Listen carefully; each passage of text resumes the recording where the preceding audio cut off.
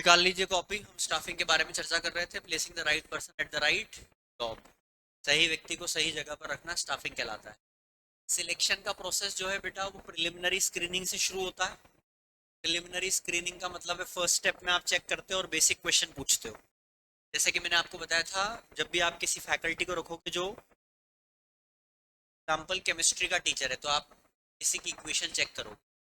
अगर कोई फैकल्टी आप बिजनेस स्टडीज के लिए रख रहे हो तो आप बेसिक क्वेश्चन पूछोगे, भाई what is environment, is corporate sector, what is industry. ये तमाम तरह के क्वेश्चन आप पूछोगे। But at the what is important, placing the right person at the right job is. पहली बात तो क्लियर हो गई।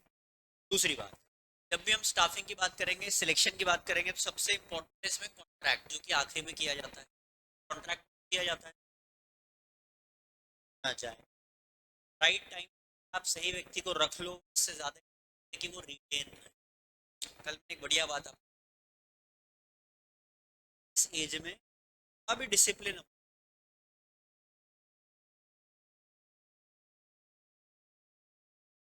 Discipline, discipline self something self.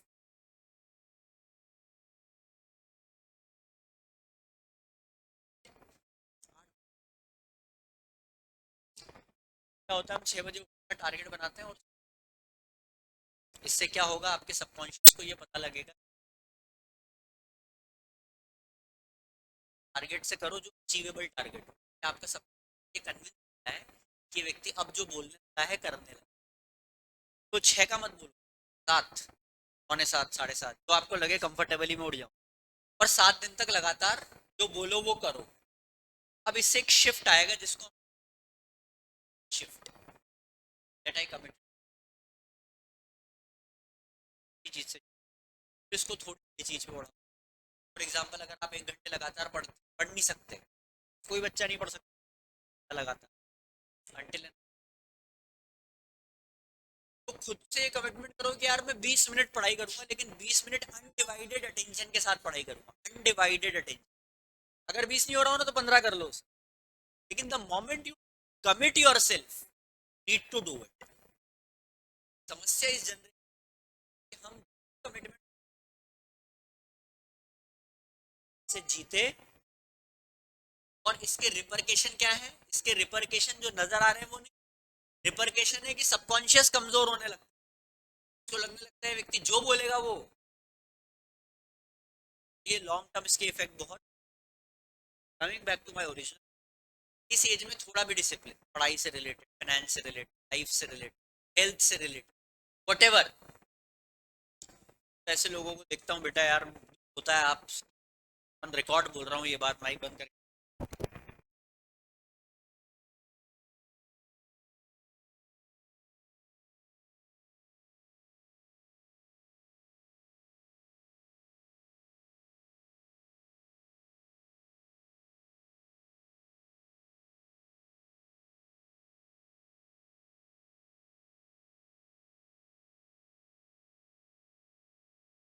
They don't have intellect, बहुत प्यारा वर्ड है, क्या नहीं उनके अंदर इंटेलेक्ट। चले जाओ बेटा, अलग उसको क्या बात, आप वहां जाके बैठना चाहते हो। डिसिप्लिन होना जरूरी। सिलेक्शन के प्रोसेस में आखिरी क्या था, बॉन्ड भरवाओ, कॉन्ट्रैक्ट करवाओ, ताकि सामने वाले को आप क्या कर पाओ, रिटेन कर पाओ। क्या कर पाओ, तब ध्यान से सुनेंगे जो मैं अगली लाइन बोलूंगा। People quit people, they don't quit organisation. लोग लोगों को करते हैं, वो को क्विट। आप जब भी किसी कर्मचारी को छोड़ता हुआ देखो, आप समझ टॉक्सिक बॉक्स बॉस होगा, या उसके अंडर अंडर परफॉर्मिंग एम्प्लॉय होंगे, से तो क्या वो छोड़ रहा हो। People quit people, they don't quit organise करते हैं, और क्विट नहीं करते हैं, ये पहली बात। दूसरी बात, जब हम स्टाफिंग की बात करेंगे तो इस बात को समझ लीजिए कि लोगों को रखने में देरी करना है, निकालने में देरी करने से बेटर है कि पहले रखने में देरी कर लो, फिल्टर लगा लो बहुत, ताकि आप सही लोगों को चुन पाओ। इसलिए एप्पल के पास इस लेवल के लोग हैं। टेस्ला अगर इतने कम समय, स्पेसएक्स इतने कम समय का बड़ा काम कर पा रहे हैं, तो वो अकेले के दम पे नहीं होता है, टीम वर्क होता है। इसलिए मैं बार बार बोल रहा हूँ, आपकी टीम कौन सी है। अंग्रेजी में कितने ही ताकतवर आपकी टीम है। सचिन तेंदुलकर कालखंड में के अलावा कोई टीम में महान प्लेयर ही नहीं था, इसलिए जब भी मैच जिताने की बारी आती थी एक ही पे रिलाई करते थे, सचिन तेंदुलकर। लेकिन आज विराट कोहली, शर्मा, पांड्या, ऐश रैना, ये तमाम लोग जो थे वो परफॉर्म करते थे। You are as powerful as your team. एक बार चीजें बोल, are as powerful as your people quit, people they don't quit करते हैं वो ऑर्गेनाइजेशन को क्विट नहीं। अब आते हैं अपन ट्रेन। आप में से कितने लोग मानते हैं कि जो व्यक्ति ट्रेंड होता है वो दूसरों से बेशक वाली सवाल, ट्रेनिंग होता क्या है? एक वरना मैं बताता हूँ। ट्रेनिंग का मतलब है जो भी काम आप कर रहे हैं, मैं तो कह रहा हूँ गुंडागर्दी कर रहे हैं, शहर के बड़े गुंडे बनिए, जो करिए दिल लगा के करिए। भाई से मक्कारी कर रहे हैं ना, इस लेवल की मक्कारी करिए कि घर वालों को फील हो कि मक्कारी कर रहा है। ऑन रिकॉर्ड बोल रहा हूँ मैं बात। आप साथ इशू क्या है? छोटा मोटा गुंडा बनना है, छोटी मोटी पढ़ाई करनी, जब दोस्ती में दिक्कत आ जाए तो नया दोस्त बना, पढ़ाई में थोड़ा रहेगा, सारी कुछ नहीं बन, नथिंग। ईमान,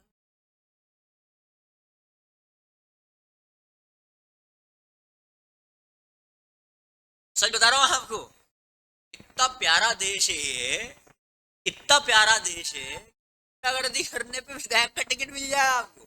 सोचो आप, आपने सोचा ही नहीं था कि ये करियर है मेरे लिए। एम आई साउंडिंग लॉजिकल? मैं किसी राजनेता का नाम नहीं लेना चाहता इस शहर में, लेकिन moral of the story, moral of the story है कि whatever you do it completely. That's why I'm saying if you're in my class ना, 100%। मैं नहीं बोलता किसी को भैया क्लास में बैठो,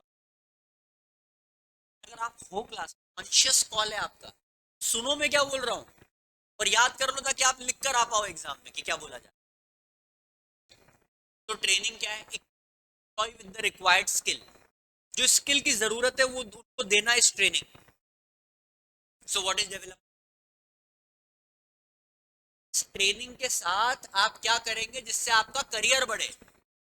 देखो ध्यान से सुनो, जॉब को करना अलग विषय होता है, करियर को बढ़ाना अलग विषय होता है। ये जो मैं पढ़ा रहा हूँ ना, ये जॉब ओरिएंटेड वर्क है, लेकिन जिस तरह से मैं पढ़ा रहा हूँ वो करियर ओरिएंटेड है। दोनों चीजें अलग अलग होती है। एक टीचर क्लास में आता है और बच्चों हम कहाँ थे, नहीं थे सर, जहाँ आप छोड़ के। अच्छा बच्चों क्या चल रहा है, घंटा बात कर, what I am telling you is, इससे जॉब तो डन हो जाएगा कारीगर के, इससे क्या नहीं बनेगा?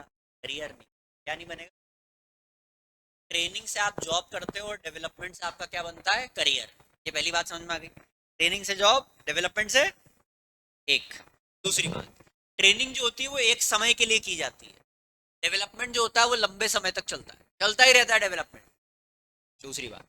तीसरी बात, ट्रेनिंग जो होता है वो टेक्निकल होता है, डेवलपमेंट जो होता है वो मैनेजेरियल होता है। तीनों चीजें समझ गए? Training is technical, development is managerial, training is for time period, development is for eternity, चलता ही रहता है। Training is job oriented, training is, development is career oriented. आपको दोनों, अब ट्रेनिंग दो तरह की होती है, ऑन जॉब, ऑफ जॉब। अगर ऑर्गेनाइजेशन में रहकर आपको कुछ सिखाया जाए तो वो क्या कहलाएगा? ऑन जॉब कहलाएगा। क्या कहलाएगा? On job. अगर ऑर्गेनाइजेशन से बाहर ले जाकर आपको सिखाया जाएगा तो क्या होगा?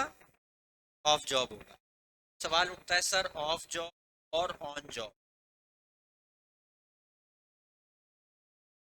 फॉर एग्जाम्पल अगर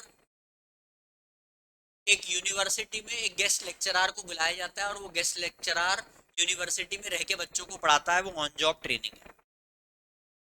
लेकिन बच्चों को बोल दिया जाता है कि आगे चल के जो काम करना रहेगा तुम उससे रिलेटेड इंडस्ट्री में हम आपको भेज रहे हैं और उस इंडस्ट्री में जाके तुम काम कर कर आओ। जैसे एक बहुत बड़ी इंडस्ट्री है लॉजिस्टिक इंडस्ट्री, एफएमसीजी, आपने नाम सुना हो, आपको फॉर एग्जांपल लॉजिस्टिक में करियर बनाना है, एफएमसीजी में करियर बनाना है, बैंकिंग में करियर बनाना है, इंश्योरेंस में करियर बनाना है, तो anybody who wants to make career in insurance need to know the basic fundamentals of insurance. And for that आपने क्या करा, सामने वाले को भेज दिया आईसीआईसीआई लोम्बार्ड में, सामने वाले को भेज दिया मैक्स न्यूयॉर्क लाइफ इंश्योरेंस में, और वहां पर वो 1 महीना काम कर रहा। जब आप, बहुत काम की लाइन है, जब आप रियल सिनेरियो में काम करते हैं आपको समझ एक्चुअल वर्थ क्या है। अपने कुत्ते में, अपने कस्बे में, अपने लोगों के बीच में डींगे हाँकना बहुत बड़ी बात है, बहुत छोटी बात है। बाहर जाके परफॉर्म करना नेक्स्ट लेवल बात है। ऑन जॉब ट्रेनिंग तैयार करती है आपको बाहर के लिए, और ये तो बोल रहा है कि बाहर ही जाके सीख कर आओ ऑन जॉब ट्रेनिंग। अब इसमें कोचिंग, गाइड का होना, सीनियर का होना, सुपीरियर का होना, ये सब इंपॉर्टेंट है। इसमें डमी मॉडल इंपॉर्टेंट है, जिसको वेस्टिबल ट्रेनिंग बोला जाता है। एक डमी मॉडल बना दो और उस डमी मॉडल से सिखाओ व्यक्ति को। आई डोंट नो आप में से कितने लोगों ने बिंज वॉचिंग करी है कि नहीं, बट मनी हीस्ट नेटफ्लिक्स पे कितने लोगों ने देखा मनी हीस्ट? देखा, सबने देखा। फैंटास्टिक, फैंटास्टिक, मतलब मनी हीस्ट बहुत अच्छा है, उसमें प्रोफेसर रहता है उसमें। और आप चेक करना, प्रोफेसर जब मीटिंग करता है सब लोग, बैकड्रॉप में जाके जब चलता है, वो प्रीक्वल जब चल रहा होता है, तो वो डमी मॉडल क्रिएट करता है कि यार यहाँ से ऐसा होने वाला है, यहाँ से ऐसा। वो डमी मॉडल क्रिएट करके लोगों को ट्रेन करता है। आप जब इवेंट के लिए कान खोल स्पीच लेने जा, बड़ी जगह इंटरव्यू देने, बड़ा टेंडर लेने, किसी गवर्नमेंट के एम्प्लॉय से मिलने जा, आप एक मॉक ड्रिल करके, व्हाट इज मॉक, सबसे इंटेलिजेंट गवर्नमेंट की तरफ और टेंडर ले, तो तू मुझे ग्रिल करेगा अच्छे लेवल पर, समझने का कि क्या मैं सर पर 5 ऐसे क्वेश्चन पूछ, एक वो पूछ, इसको बोला जाता है सामने वाले के प्रति डमी मॉडल के तहत ट्रेनिंग लेना। आज भी बड़ी विनम्रता से मैं शेयर कर रहा हूँ। I had my most important lecture in IIM Ahmedabad in 2008. That was the changing point of my life. Those are art. और मैं अपने साथ बैठा हुआ था हॉस्टल में, और एक होर्डिंग मैंने देखा। होर्डिंग पे लिखा हुआ था कि भाई जीतने वाला को हम सिंगापुर भेजेंगे, scratch my soul dot site थी एक, मैं चालू करवाया, मैं देखा और मैं चला गया। तो आपको इंट्रोडक्शन लिख के, 10,000 लोगों ने इंट्रोडक्शन लिख के, और दोस्त ने मिलकर लिखा था दिन आपके दिन होते, सिलेक्ट हो गए, 10,000 में से 1,000 में आ गए। यह आपको आके वहां पर इंट्रोडक्शन देना, चले गए, इंट्रोडक्शन दिया, 1,000 में 100 में आ गए। फिर हमने बोला एक आर्टिकल लिखना है, आपने लीडरशिप शो करी हो, कैफे में गए, आर्टिकल लिखा, दोनों दोस्त फुटबॉल मैच करवाया था, हॉस्टल में रहते थे, हॉस्टल की टीम पास में जो साथ मैच,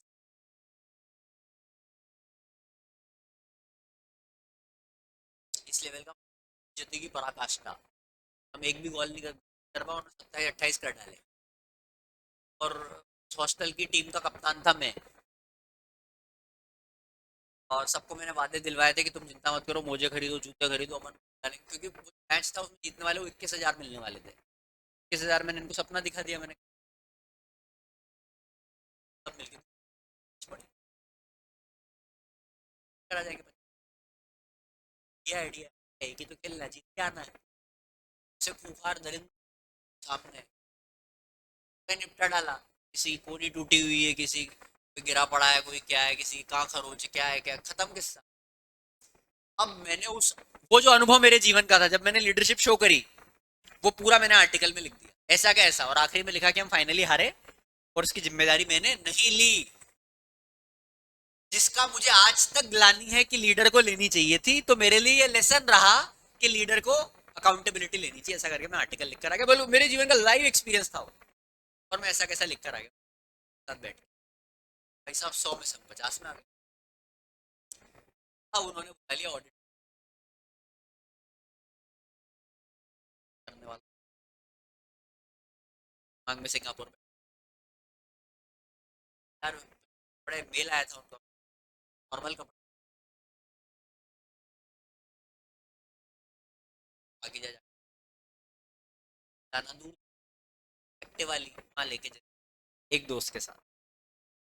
क्या हुआ था, क्वेश्चन यहाँ से दिया, क्वेश्चन मैंने ऐसा बनाया था कि जानबूझ के वो इंट्रोडक्शन में ही से ही क्वेश्चन पूछे, इंट्रोडक्शन में से। जैसे मैंने बोला I do not want the passenger of my own car, तो अपनी कार का पैसेंजर नहीं बना।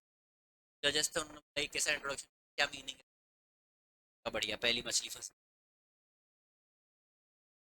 कि जानबूझ के मैंने ऐसा इंट्रोडक्शन बनाया था कि वो इंट्रोडक्शन से ही क्वेश्चन पूछे, क्योंकि अगर वो पूछ लेते जो वो लिख के लाए हैं तो अपन तो खत्म हो जाते, क्योंकि अपनी प्रिपरेशन ही नहीं थी। 5 क्वेश्चन पूछे उन्होंने, पांचों मेरे इंट्रोडक्शन के पूछे। कुछ दिन आपके दिन होते हैं, 10 में आए, 10 में फिर इंट्रोडक्शन हुआ, क्विज हुआ, क्वेश्चन अराउंड हुआ, फाइनली घोषणा होनी शुरू। एक कौन है, थर्ड विनर इज वो IIM का बंदा। अपन तो अपने को थर्ड भी नहीं मिला तब तो। Second winner is Naini Sahani करके एक लड़की थी, बहुत ही तेजस्वी ओजस्वी, बाजू में बैठा,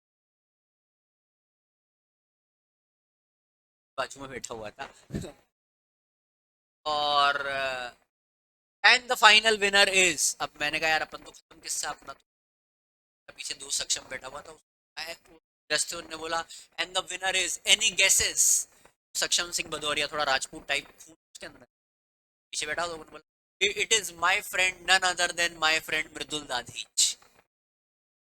ये जो अनाउंस कर रहे थे इन्होंने बोला yes you are not wrong.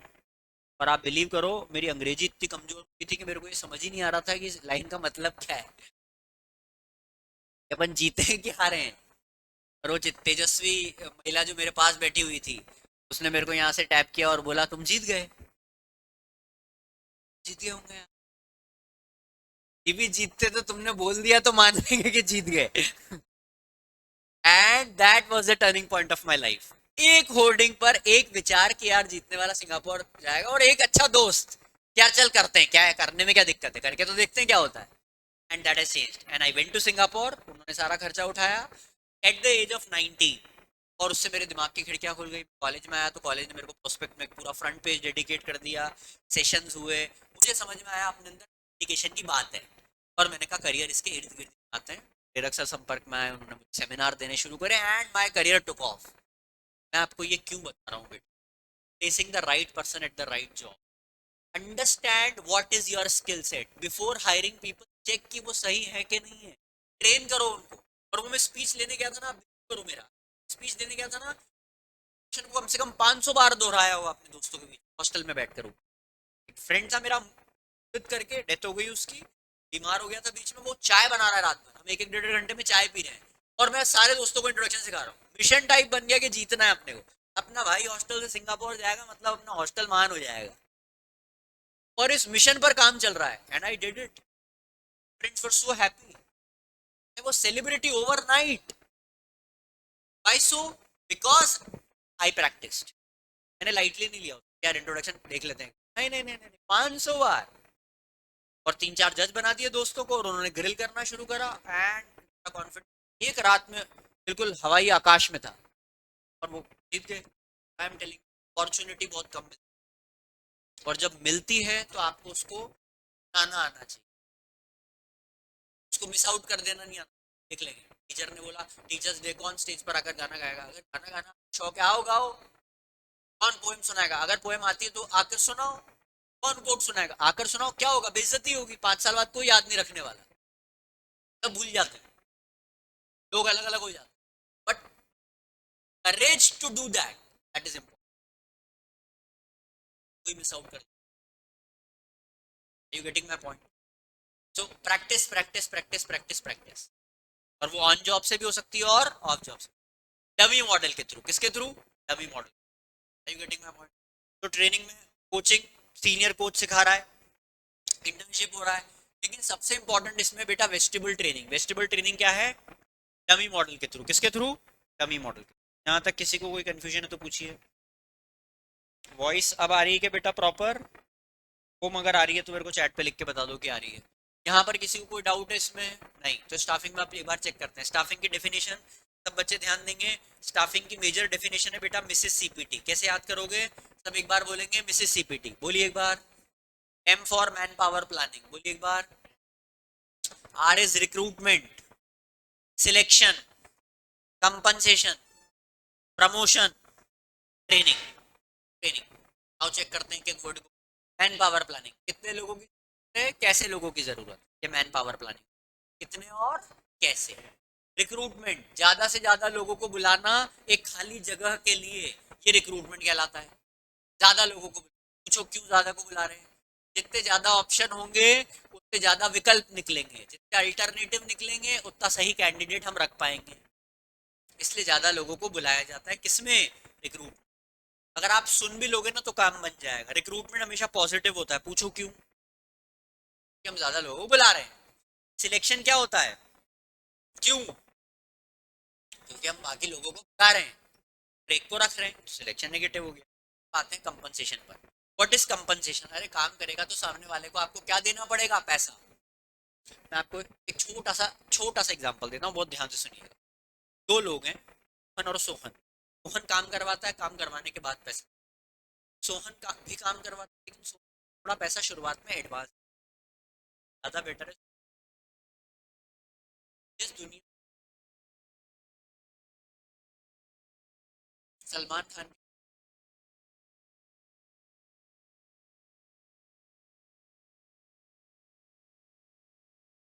काम करवा, शाम सूखने पहले उसकी दिहाड़ी उसको मिल जाए, सीना सूख।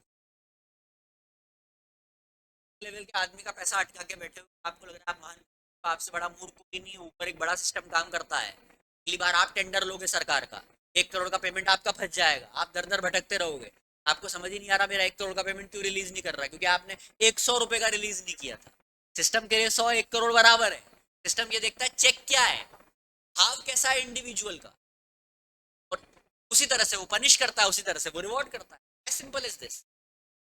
बाय आई, मैं आपको बहुत पर्सनल चीज शेयर करता हूँ, आप बहुत छोटे हुए शेयर करने के लिए, लेकिन मैं आज मूड में हूँ तो आपके साथ शेयर कर रहा हूँ। By I want to, because that student deserve good। मुझे नेचर में बहुत अच्छे टीचर, सुनील जैन टीचर मुझे लाइफ में, अब ये फील नहीं करता। ब्रिलियंट स्टूडेंट, एवरेज स्टूडेंट, एक अच्छी बात थी, मुझे पता था कि मैं एवरेज। समस्या क्या होती है, एवरेज लोगों को पता नहीं होता कि अलग सीडो चल रहे हो। मुझे पता था कि भाई मैं, जब मुझे महान टीचर आने लगे, अरे मैजिकल टीचर, शरणागत हो जाओ इनके साथ, ये संभाल लेंगे। अब मैं आपको यही चीज बताना चाह रहा हूँ, I want to be good, I want to give it to society, but I want कि जनरेशंस जो हो नेक्स्ट, ये लगे कि टीचर मौजूद हैं। इसको अदरवाइज मत लेना, एक कॉमन फीलिंग लोगों के अंदर ये जाती चली जा रही है कि अच्छे टीचर मौजूद ही नहीं है अब। Are you getting my point. एक कॉमन विचारधारा पैदा हो रही है, क्या विचारधारा, कि यार अच्छे टीचर मौजूद।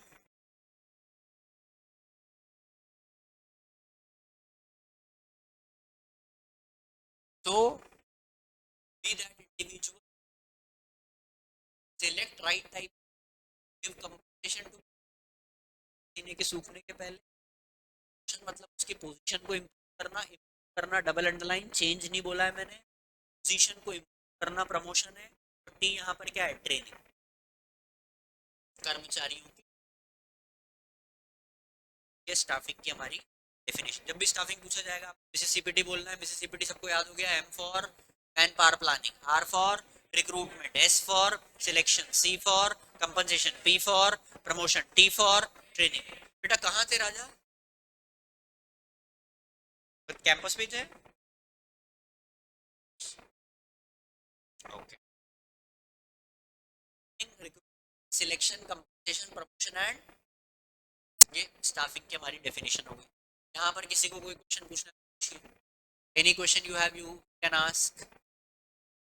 सो हमने प्रिलिमिनरी स्क्रीनिंग से जॉब कॉन्ट्रैक्ट तक पढ़ा। सिलेक्शन में उसमें आप एक टेस्ट कराते थे, कौन सा टेस्ट होता था, आईक्यू टेस्ट, एप्टीट्यूड टेस्ट। कौन सा टेस्ट, एप्टीट्यूड। बताओ what is aptitude test, class boy, aptitude test बताओ, aptitude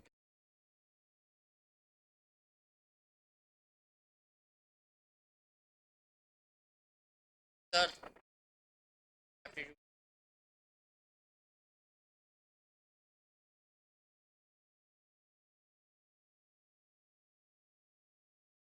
yes, grasping power check करना, एक बार अगर आ गया है उसका मतलब एक आ रही है कि नहीं आ रही है, दैट इज एप्टीट्यूड टेस्ट, कल पढ़ाया था मैंने। का मतलब क्या है कि एप्टीट्यूड अपना अच्छा है कि नहीं है, कोई बात, सीख जाएंगे। एप्टीट्यूड टेस्ट, अच्छा फिर उसमें एक और टेस्ट था पर्सनालिटी टेस्ट, कौन सा टेस्ट? पर्सनालिटी कितने तरह की होती है? दो, इंट्रोवर्ट, पर्सनालिटी टेस्ट होता है। अच्छा फ्रंट ऑफिस पर जॉब ऑफ जॉब रखना है, पर फ्रंट ऑफिस पर कैसी पर्सनालिटी रखनी है? Extrovert, very good. Back office पे रिसर्च ओरिएंटेड कैसा व्यक्ति चाहिए? एक्सट्रोवर्ट। ये पूरा हमने सिलेक्शन का प्रोसेस आपके साथ डिस्कस किया था। ट्रेनिंग हमने पढ़ लिया, ट्रेनिंग दो तरह की हो गई, जॉब और ऑफ जॉब हो गया। डेवलपमेंट हमने पढ़ लिया, करियर ओरिएंटेड होता है डेवलपमेंट, इटर्निटी तक चलता है डेवलपमेंट, मैनेजेरियल होता है कि कंसेप्चुअल होता है, टेक्निकल कौन होता है? ट्रेनिंग होता है। तो आप पढ़ने पलट लीजिए, कोई डाउट है तो इस पलट लीजिए, आप लाया करिए। दिन और शेष है बेटा, नेक्स्ट वीक हमारा Monday Tuesday, I think that इस मंथ में, यस। जो कोई डाउट है फुर्ती में?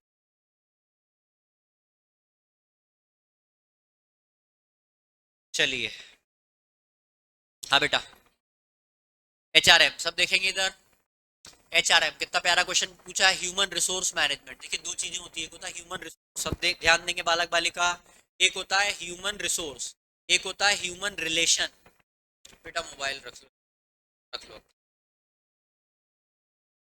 ह्यूमन रिलेशन, सोर्स, और तीसरा होता है public relation, PR. Narendra Modi ji जो अपना एडवर्टाइजमेंट करते हैं, मार्केटिंग करते हैं और तमाम चीजें करते हैं, वो उनका पीआर टीम है, जो उनके पीछे पूरे काम करते रहते हैं, वो उनकी पीआर टीम है।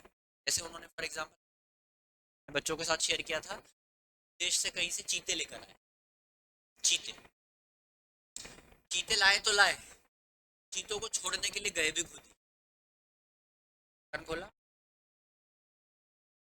बना हुआ था, यार ये मीडिया ने छप गए, बारों में,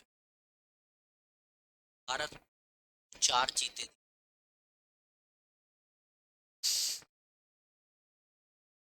चीते, ये कौन सी एक्टिविटी? यार एक्टिविटी, यार एक्टिविटी, मैं पक्का बता रहा हूँ, जितनी सेलिब्रिटी लोग हैं ना पीआर एक्टिविटी करते हैं। आप किसी भी मूवी, जैसे आलिया की कोई मूवी आने वाली, जैसे आलिया की कोई मूवी आने वाली होगी, आप देखना एक पीआर एक्टिविटी आ जाएगी, अफवाह फैल जाएगी, भाई आलिया का अफेयर चल रहा है, ऐसा करके वो सूचनाओं में बने रहते हैं। किस में बने रहते हैं?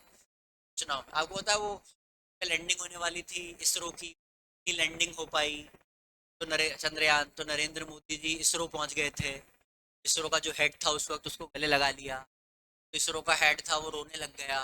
That is what activity? Pure PR activity,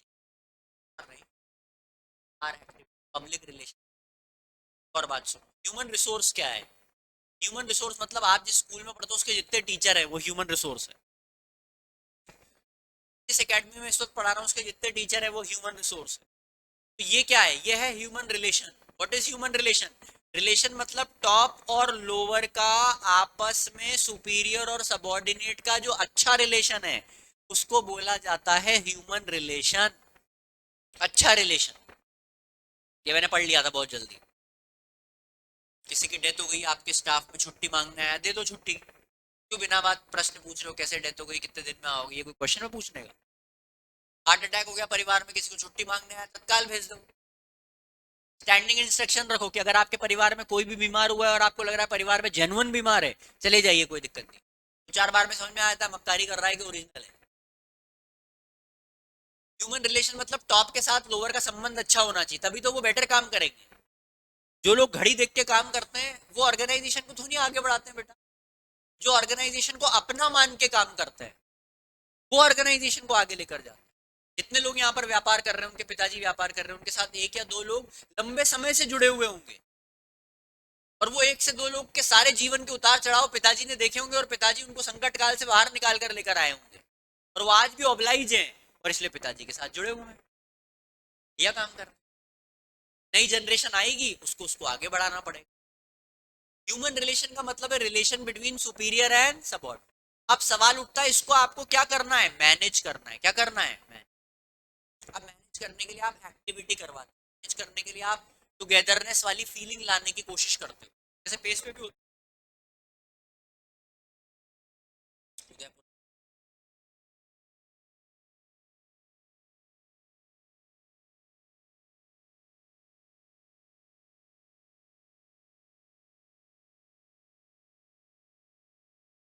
एक बॉन्डिंग डेवलप जो के भी, तो human relation between top level लोग, relation between superior and sub should be such a organization is guided toward her अलग अलग काम करते हैं। तीन वर्ड, ह्यूमन रिलेशन, दूसरा ह्यूमन, तीसरा पब्लिक। अब सवाल उठता है कि what is human resource. Resource क्या, लिख लो यार ये तीनों वर्ड। आवाज क्लियर आ रही है सबको, नहीं आ रही है I can not help it, but आवाज क्लियर आ रही है। नेगेटिव पीआर भी होता है, बिल्कुल सही बोल रहा है वो, सही बात कह रहा है, नेगेटिव पीआर भी होता है। वॉइस क्लियर है बेटा, आपका जो सिस्टम है वो ठीक नहीं होगा, बाकी सबको आवाज आ रही है। हाँ, पब्लिक रिलेशन क्या लिखा है, लिखो, relation of organisation with the outer world, relation of organisation outer world, relation of organisation with the outer world, public relation.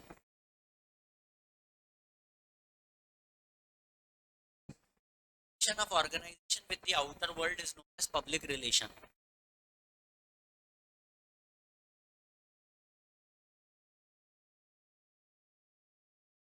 Relation of organization with the outer world is known as public relation.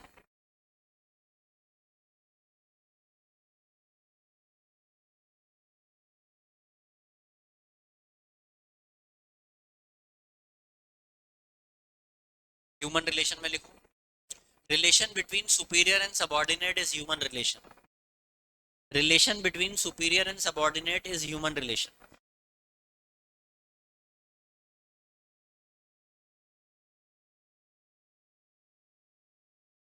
Relation between superior and subordinate is human relation.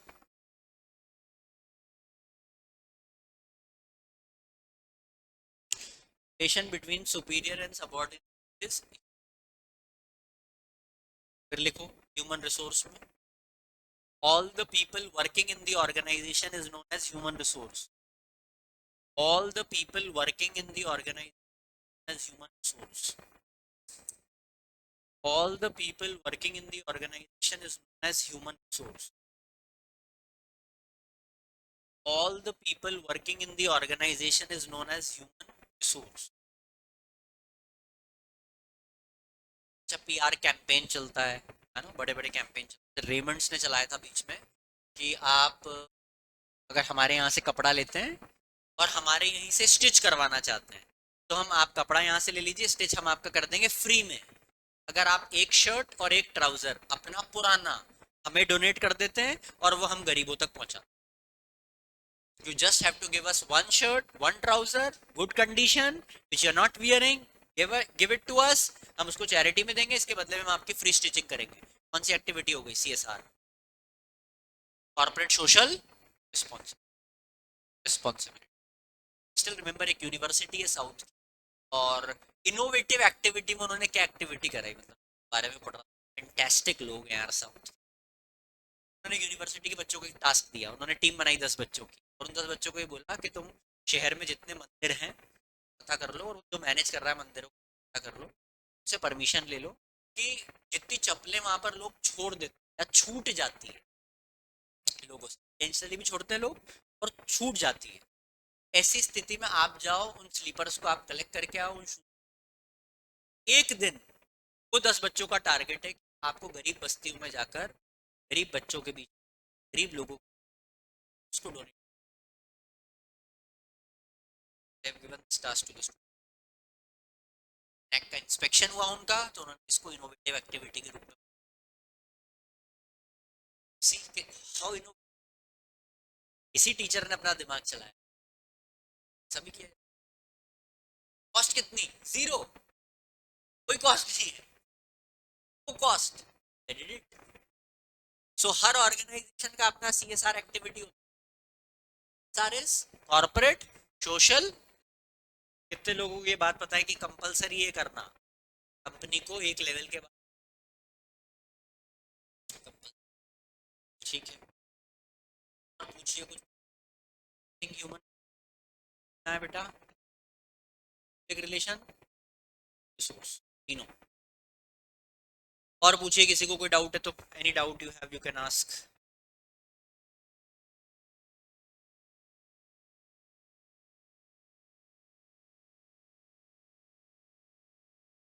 Doubt है?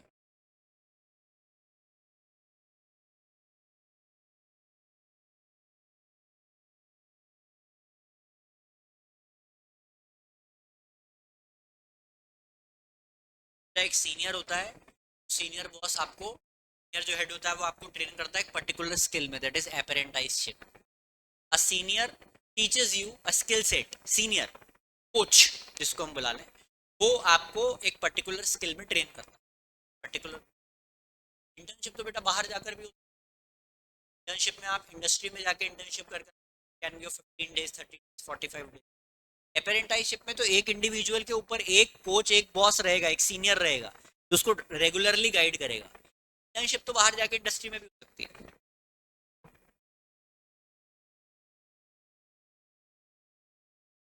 आज date क्या, 23rd, I think आज हम हमारे schedule से business finance, सब मेरे साथ रहिए। सिर्फ सुनेंगे तो आपको इस चैप्टर को पूरा रिवीजन करने को मिलेगा, मेरी बात को एक एक को ध्यान से सुनिएगा। अच्छे वाले बच्चे अगर चाहें तो ठीक है, चाहते हैं कि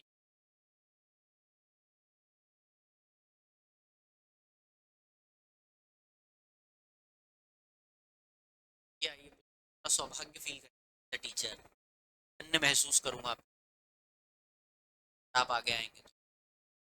क्या बात है, 8 महीने ये कि मैं आपको आगे ले आया।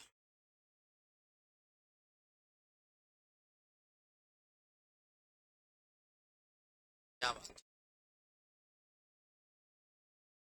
जो कितना अच्छा फील आ रहा ना। क्या, क्या आप खुद भी कर सकते थे?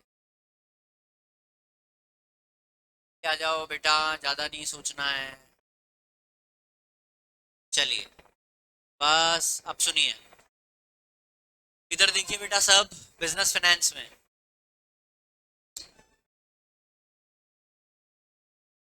बिजनेस फाइनेंस में बहुत ध्यान से सुनो मैं क्या कह रहा हूँ। बिजनेस फाइनेंस में चार चीजें होती है जहां से आप पैसा उगा सकते हो, चारों चीजें ध्यान से सुनो। पहला है डेट, डेट को हम बोलते हैं लोन।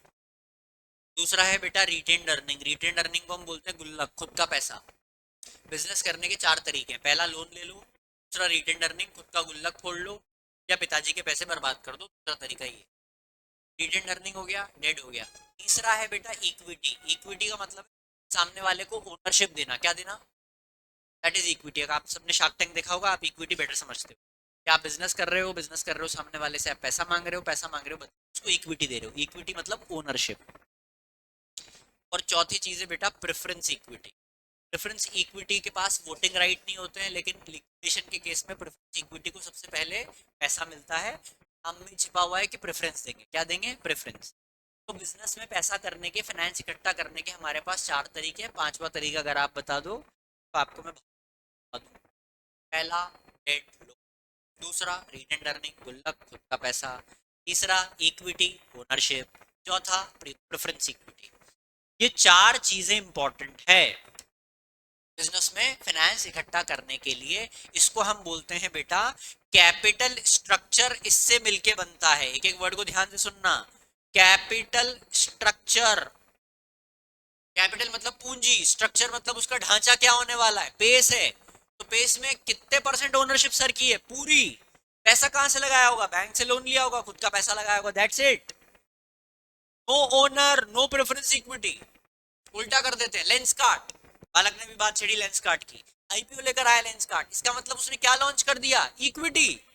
फिजिक्स वाला क्या लॉन्च कर दी? इक्विटी। इक्विटी से पैसा, इक्विटी से कैपिटल स्ट्रक्चर को बना रहा है, रिटेन अर्निंग से बना रहा है, डेट से बना रहा है। So what ever business your father has, अगर वो पार्टनरशिप में है, इसका मतलब उन्होंने इक्विटी को सरेंडर किया है। उन्होंने लोन लेके रखा है, इसका मतलब डेट है। और उन्होंने अगर खुद के पैसे से बिजनेस का साम्राज्य बना लिया है तो वो रिटेन अर्निंग। इसमें बिजनेस करने का सबसे आसान तरीका शुरुआती दौर में और बड़ा बनने के बाद डेट है। डेट है क्योंकि डेट आपके पीएनएल में डेबिट साइड जाता है। डेबिट साइड जाता है तो क्या होगा? खर्चा दिखेगा। खर्चा दिखेगा तो किसको कम करेगा? प्रॉफिट को कम। फाइनली किसको कम कर देगा? टैक्स को। इसीलिए हम बोलते हैं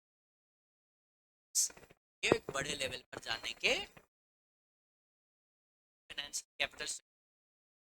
अब इस चैप्टर में सबसे इंपॉर्टेंट, और ध्यान, इस चैप्टर में सबसे इंपॉर्टेंट है fixed capital, working capital, fixed capital, working capital और कैपिटल स्ट्रक्चर। तीन चीजें इंपॉर्टेंट, फिक्स्ड कैपिटल, वर्किंग। सवाल उठता है वर्किंग कैपिटल क्या होती है? Current asset minus current liability is equal to working capital. कितने लोगों को करंट असेट माइनस, बेटा if you want to sleep you can go outside sleep. अभी कितना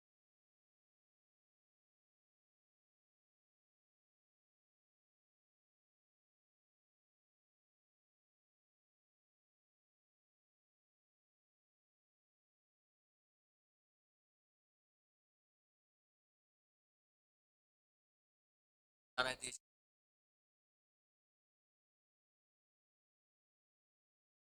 बताओ कुछ। मैंने अभी थोड़ी देर पहले एक चीज बता पाओगे? एप्टीट्यूड पूछा था मैंने, व्हाट इज एप्टीट्यूड?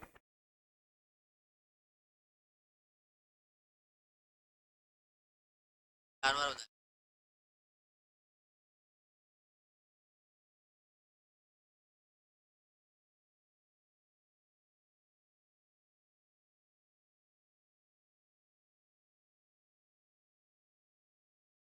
बहुत अच्छी होनी चाहिए। क्या बोलते हैं? कितने टेस्ट होते हैं टोटल किसी को रखने के? क्यों रहा? पर्सनालिटी। तीसरा, तीनों चीजें ध्यान, capital, capital structure, fixed capital, working capital. ये तीन चीजें जब आप समझ लोगे तो चैप्टर अपना 70% हो जाएगा। अच्छा, इन तीनों के अलावा तीन चीजें और हैं। पहला, डिविडेंड डिसीजन। कौन सा डिसीजन? Dividend decision.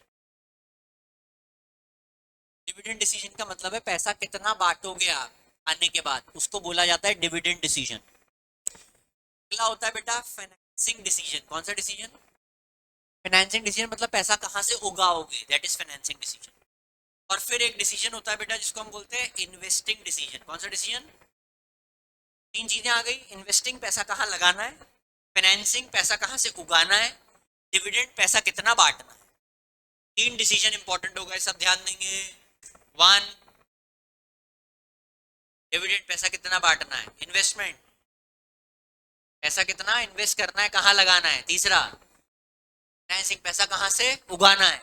ये तीन डिसीजन आ गए। तो इस चैप्टर में कुल मिला के 6 चीजें पढ़नी है बस। डिविडेंड पढ़ना है, फाइनेंसिंग पढ़ना है, इन्वेस्टमेंट पढ़ना है, और ये पढ़ना है फिक्स्ड कैपिटल, वर्किंग कैपिटल और कैपिटल स्ट्रक्चर। इसमें सबसे पहले अपन बहुत ध्यान से सुनिएगा। फॉर एग्जाम्पल, अगर मैंने 100 करोड़ का मुनाफा किया, क्या आईक्यू से पूछना चाहता हूँ, एज ए कंपनी मैंने 100 करोड़ का मुनाफा किया, क्या मुझे 100 करोड़ के 100 करोड़ डिविडेंड के रूप में अपने लोगों को बांट देने चाहिए? यस और नो? नो। इसका मतलब मुझे 20 करोड़ बांटने चाहिए, 30 करोड़ बांटने चाहिए और 70 करोड़ जनरल रिजर्व में रख लेने चाहिए। अकाउंट की टर्मिनोलॉजी, खुद के पैसे के में रख लेनी चाहिए, ताकि जब मुझे आगे बिजनेस करना हो तो मुझे किसी के सामने हाथ फैलाने नहीं जाना पड़े और मैं उसी से अपने बिजनेस को एक्सपेंड करूं। तो डिविडेंड डिसीजन, अब ये देखो कितनी प्यारी बात है, अगर आप सुन लो इस बात को कि डिविडेंड डिसीजन में क्या इंपॉर्टेंट है। मतलब मैं Mridul Dadhi, chairman of ABC limited, want to distribute the surplus amount.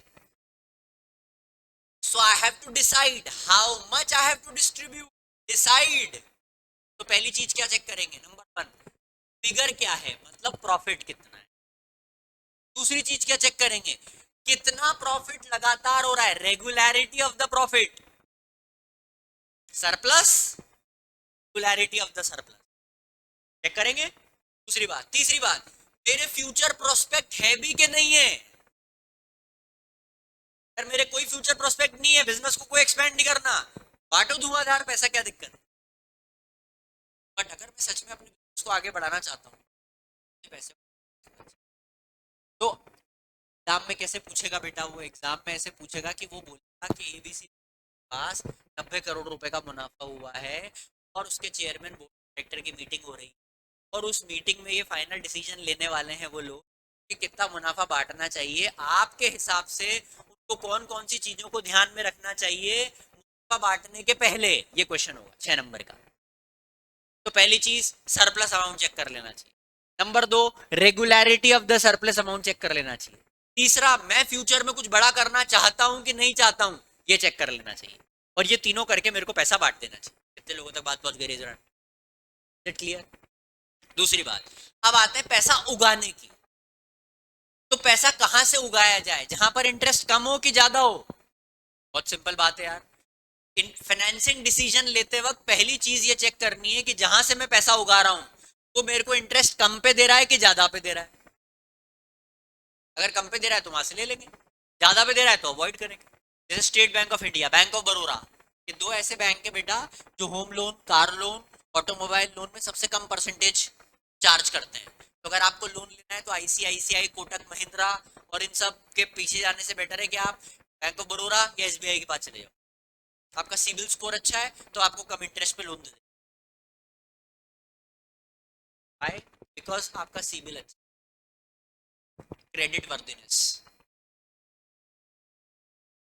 हाँ, अगर आपने कोई लिया और आप ईएमआई ऑन टाइम पे कर रहे हो तो आपका सिबिल स्कोर डेवलप होता है एक. और आपने कितने लोन लिए, कितने पे ऑफ कर दिए, इससे सिबिल स्कोर डिसाइड होता है. क्रेडिट कार्ड अगर आप यूज कर रहे हो, क्रेडिट कार्ड की पेमेंट राइट टाइम पे कर रहे हो कि नहीं कर रहे हो, इससे सिबिल स्कोर डिसाइड होता है. सिबिल स्कोर असल में कहलाता है आपकी क्रेडिट वर्दिनेस. एग्रीगेट निकलता है 800 में से, 800 में से एग्रीगेट निकलता है. चेक करके बताता है आपकी क्या क्रेडिट वर्दिनेस. अगर आपने क्रेडिट कार्ड ले रखे हैं, उसके पेमेंट नहीं करा तो आपका क्रेडिट वर्दिनेस अफेक्ट होगी. देने में बहुत.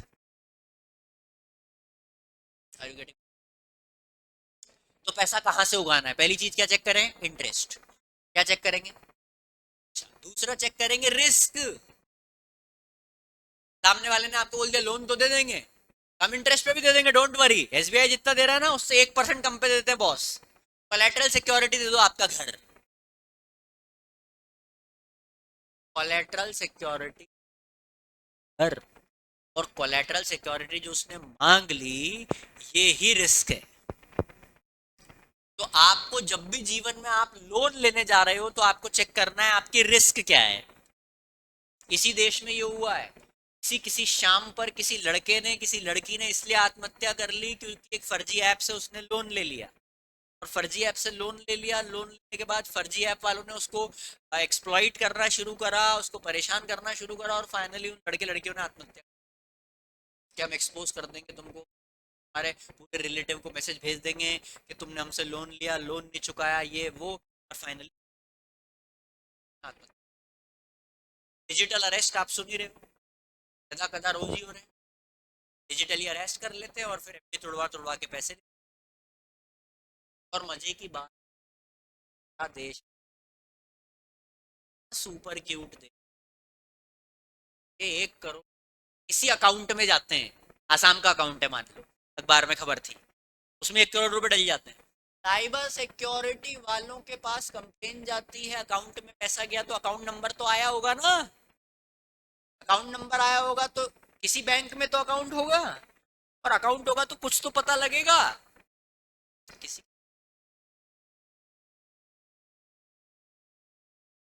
किसी दे एक शायद सीरीज भी बनी है Jamtara, if I am not, एक नेटफ्लिक्स पर होगा या किसी पर होगा. नेटफ्लिक्स पे पूरा सीरीज बना दिया उन्होंने, पूरा सीरीज ही बना डाला कि इसका काला सच क्या है. तो पैसा उगाते वक्त क्या चेक करो? रिस्क। क्या चेक करो? इंटरेस्ट। अच्छा ये भी चेक करो कि पे ऑफ कब करना है। आपने आज लिया, कल पैसा मांगने आ गया सामने वाला, ये कैसा लोन है भाई? आपने दोस्त से 500 रुपए लिए और उसको बोले मेरे पास आते ही तुझे दे दूंगा। सुबह लिया आपने, 4 बजे उसका कॉल आ गया, क्यों भाई पैसे आ गए क्या?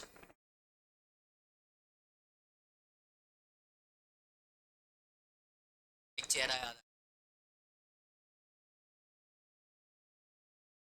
पे ऑफ करना है पैसे को, ये भी चेक करना है किसमें? Financing decision. अब आते हैं इन्वेस्टमेंट में। जब भी पैसा इन्वेस्ट करोगे क्या चेक करोगे? आरओआई। What is ROI? हम आज अगर जैसे मैं आपको बता रहा हूँ, मैंने आपको पहले ही बताया, आप निकाल गए होंगे। जब सिल्वर 1 लाख पे था, हमने क्लास में डिस्कस किया था कि it is the right time to invest in silver. 17 पहुंच गया है, 2,17,000 पहुंच गया। 1 लाख पे मैंने आपको गाइड कर दिया था कि तत्काल प्रभाव से इन्वेस्ट कर देना चाहिए। मेरे दोस्त ने मेरे को कॉल किया था, मैंने उसकी बात मानी। कैश घर पे रखा, उसका क्या करोगे? 1 लाख पे इन्वेस्ट किया लोगों ने। करंट में 2,17 बता रहा है, और आप बेचने जाओगे फिजिकल में तो 2,05,000 में तो बिक ही जाएगा। मतलब सूखा सूखा 1,05,000 का मुनाफा विद इन 3 मंथ्स। और अगर आपने 10 लाख रुपए डाले हैं तो ये 20 बन चुके हैं। मनी अट्रैक्ट मनी, यही तो पढ़ा रहा हूं मैं आपको। और उस वक्त सिल्वर के, उस वक्त गोल्ड कितना था? 95 99 था। आज 1,37,000 है, और ये 1.5 पार जाएगा। और सिल्वर तो यू नेवर नो कहां जाता है। If you have appetite to hold, hold it. जब से कमाना शुरू करा मुझको समझ में आ गया था यार, ये तो ऐसा ऐसा मेटल है कि ये तो यूजफुल ही रहना है। तो इमेजिन करो किसी के पास 100 kg सिल्वर है, और 100 kg सिल्वर कोई बड़ी बात नहीं, लोगों के पास रहता है पुराने जमाने वालों के पास 100 kg। और अगर वो 5 लाख पहुंच जाता है, 5 लाख इंटू 100, 5 करोड़ रुपए। पक्षियों को देख, चाय पियेंगे, चाय पियेंगे, ये भी तो 1 लाख रुपए में बोला था मैंने। और एक और बात बताता हूँ आपको, वो 190 गया, और अगर आप सच में मार्केट को ऑब्जर्व करते हो तो 140 पे आया। 190 से कहां पर आया? 140 पे आया, और 140 से अभी कहां गया? 217। मार्केट को थोड़ा भी दूर से अच्छे से ऑब्जर्व कर रहे हैं ना। मैं कल ही पढ़ा रहा था, if you are skillful, you are intelligent, you can not be poor, and the poor people are always dumb how to earn money. Yes और नो? तो इन्वेस्टमेंट में क्या चेक करेंगे? आरओआई। क्या चेक करेंगे? सिल्वर में आरओआई कैसा है?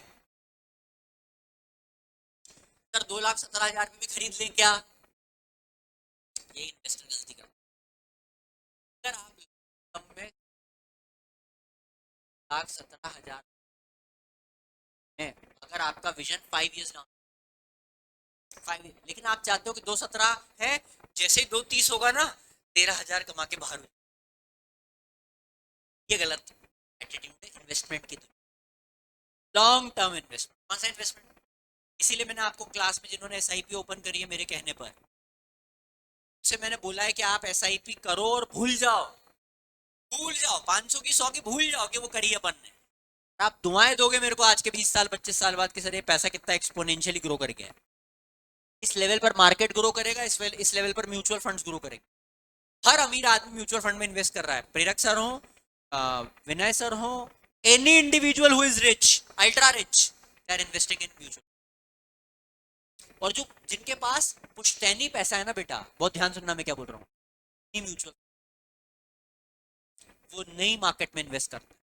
पुश्तैनी पैसे वाले वाले नहीं करेंगे, लैक ऑफ अवेयरनेस के कारण। और 20 years 30 years down the line आप देखोगे कि वो उतने रिच नहीं रहेंगे जितना एक दूसरा व्यक्ति रिच हो जाए, कि मार्केट कमा के देता है। लोगों तक बात पहुंच रही। कॉलेज, हाँ कॉलेज भी देखते हैं बच्चे, डिविडेंड देना चाहिए उसको, कर दो। चलिए, इन्वेस्टमेंट में हम क्या चेक करेंगे? आरओआई। अच्छा, इन्वेस्टमेंट में हम ये भी चेक करेंगे कि इन्वेस्टमेंट हम आज कर रहे हैं तो हमको जो रिटर्न है उसकी फ्रीक्वेंसी क्या आने वाली है। फ्रीक्वेंसी ऑफ रिटर्न कब आने वाली है? पता लगा अपन ने आज प्रॉपर्टी खरीद ली जैन रोड पे 1 एकड़ जमीन, और सिंहस्थ आएगा तो बिक जाएगी, पता लगा बिकी नहीं रही। देखो लैंड के साथ क्या इशू है ना, यू नेवर, लैंड बिकेगा कि नहीं बिकेगा। बिकेगा तो फाइनली, लेकिन जब आप चाह रहे हो तब बिकेगा कि नहीं बिकेगा, ये बहुत टेढ़ी खीर है। अच्छा बिकेगा तो समस्या क्या होता है, उसमें एक नंबर का पेमेंट आता है, दो नंबर का पेमेंट।